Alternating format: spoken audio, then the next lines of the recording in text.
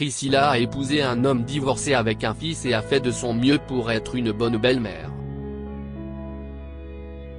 Cependant, il la détestait pour une raison particulière et a décidé de faire quelque chose d'horrible lorsqu'elle a pris de l'âge. Si est alors qu'une maison de retraite a dû intervenir. Tu ne peux pas me faire ça, Kenji.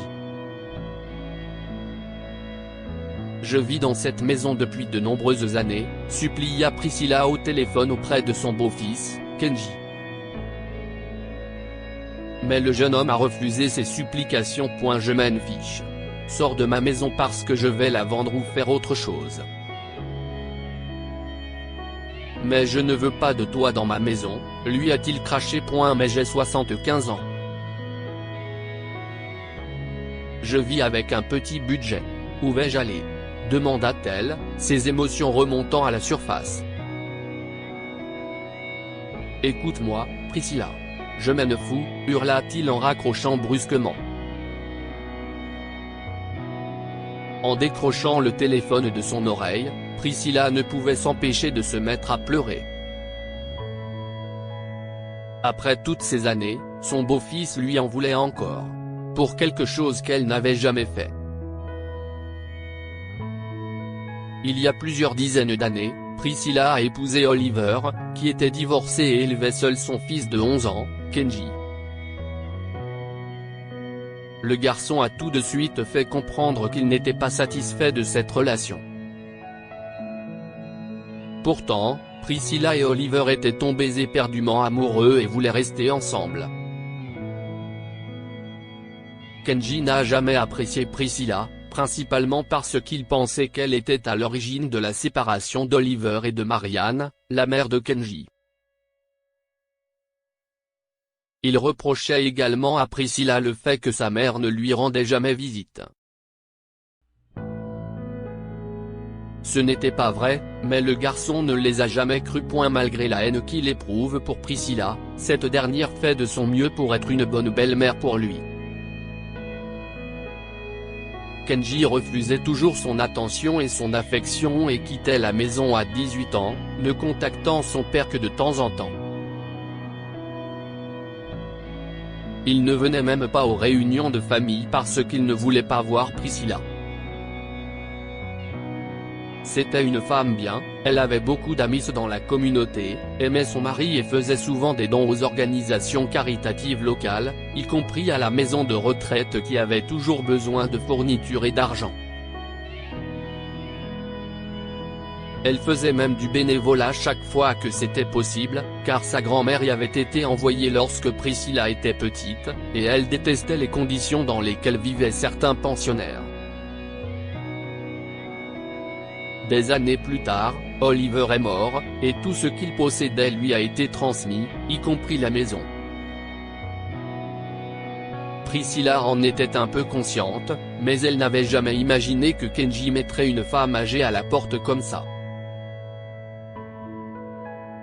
Elle avait quelques économies, mais elles servaient surtout à financer sa retraite. Elle n'avait pas les moyens de se payer un appartement et n'avait nulle part où aller. Cependant, elle savait que Kenji ne changerait pas Davis, alors elle devait commencer à faire ses valises. Elle a également appelé une amie, Madame Stubby, qui lui a offert un canapé pour la nuit. Mais ce n'était pas une solution permanente.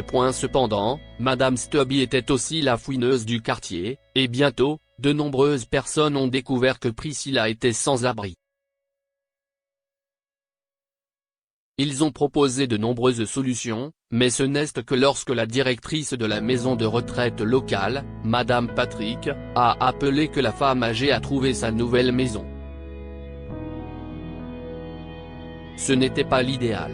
Priscilla ne pensait pas finir dans une maison de retraite. Mais ce n'était pas si mal. Elle a proposé à Madame Patrick de payer une allocation mensuelle pour son séjour, mais la directrice a refusé. Vous gardez cet argent. Après tout ce que vous nous avez donné au fil des ans, et les heures que vous avez consacrées au bénévolat, cet établissement vous est redevable. ma mère parlait de vous avec tendresse. Que Dieu ait son âme, et je vais m'assurer que l'on prenne soin de vous. Ne vous inquiétez donc pas, assura Madame Patrick, et Priscilla n'avait d'autre choix que d'accepter leur gentillesse sans rien payer d'autre que ses besoins stricts.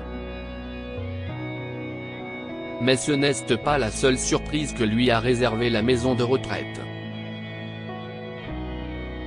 À sa grande surprise, Marianne était là. La mère biologique de Kenji. Priscilla n'avait vu la mère de Kenji qu'une seule fois. Elle était au fond du théâtre lors de la remise des diplômes à Kenji. Il ne l'avait jamais vue. Marianne a accidentellement croisé le regard de Priscilla et est partie rapidement. Celle-ci se précipita et essaya de la retrouver pour qu'elle retourne voir son enfant, à qui elle manquait tant. Mais elle n'était plus là. Marianne ? demanda Priscilla en s'approchant d'elle. La femme âgée leva les yeux et fronça les sourcils, mais la réalité apparut sur son visage et elle baissa les yeux, couverte de honte. Qu'est-ce ce que vous faites ici ? Vous avez fait exprès de me trouver ? Oliver est-il ici ? Mon Dieu, Kenji ?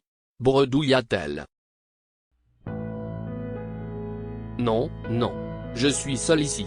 Oliver est mort il y a quelques mois, et je vis ici maintenant. Kenji n'est pas là non plus. Vous vivez ici aussi ? expliqua Priscilla en s'asseyant à côté d'elle. Ah, oui. Mes jambes ne sont pas au mieux, et j'ai dû déménager ici. Vous avez l'air en bonne santé. Pourquoi êtes-vous ici ? demanda Marianne, et Priscilla soupira. Si est une longue histoire, a-t-elle répondu, presque honteuse de n'avoir jamais gagné l'amour de son beau-fils, ou même un peu de respect. J'ai le temps, dit Marianne timidement. Priscilla sourit. En fait, si est à cause de votre fils. Lorsqu'elle eut terminé, Marianne était consternée. Je ne peux pas croire que Kenji ait cru cela pendant toutes ces années. Cela signifie dire qu'Oliver ne lui a jamais dit la vérité, murmura-t-elle, choquée. Oliver lui a dit plusieurs fois que vous vous étiez séparés bien avant notre rencontre, mais il n'a pas voulu. Non, pas ça, interrompt Marianne. La vérité, si est que je suis parti parce que j'ai été trompé. Je détestais ma vie simple de banlieusarde avec un mari et un enfant, alors je me suis enfui avec une rockstar en devenir. Oh, souffla Priscilla. Elle ne savait pas qu'Oliver avait gardé ce secret pour lui. Kenji n'a jamais dû le savoir. Oui, j'étais horrible. Si est pour ça que je n'aille pas pu revenir.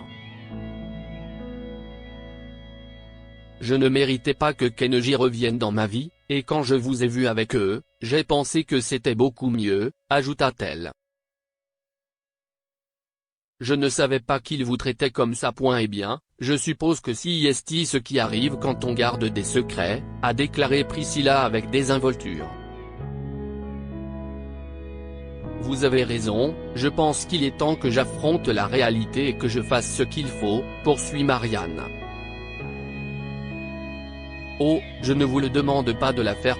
Peut-être, dit Priscilla en penchant la tête. Je pourrais mentir à propos de certains documents ou quelque chose comme ça. Étonnamment, ce plan a fonctionné. Kenji est venu, disant à Priscilla qu'il signerait n'importe quoi pour ne plus jamais la revoir. Mais Priscilla le fit attendre dans la salle commune de la maison de retraite, et Marianne apparut. Elle les a laissés parler pendant un long moment. Lorsqu'elle est revenue, Kenji était en larmes. Elle n'avait jamais vu cela depuis qu'elle le connaissait.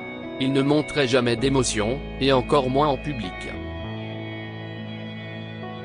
Kenji essuya une larme et leva les yeux, remarquant soudain Priscilla. Priscilla, je suis tellement désolé, s'étouffa-t-il, son corps sanglotant encore sous l'effet des montagnes russes émotionnelles. Pendant des années, il avait haï passionnément sa belle-mère et souhaitait ardemment la réapparition de sa mère biologique, avant de découvrir cette vérité déchirante. Priscilla lui a rapidement pardonné et lui a promis que tout irait bien. Ils ont fini par arrêter de pleurer et ont réussi à détendre l'atmosphère en parlant de la vie de Kenji. Quand il s'est levé pour partir, il a dit, « Priscilla, tu peux récupérer la maison. Si est ta maison, peu importe ce que dit le testament de mon père, » lui dit Kenji.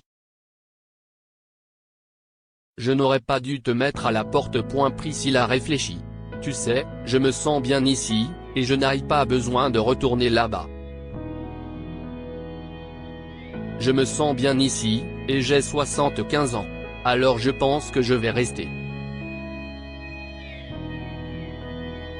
Mais si tu veux faire quelque chose pour moi, viens rendre visite à Marianne si tu le peux, » dit-elle en laissant entendre qu'elle la verrait à sa remise de diplôme.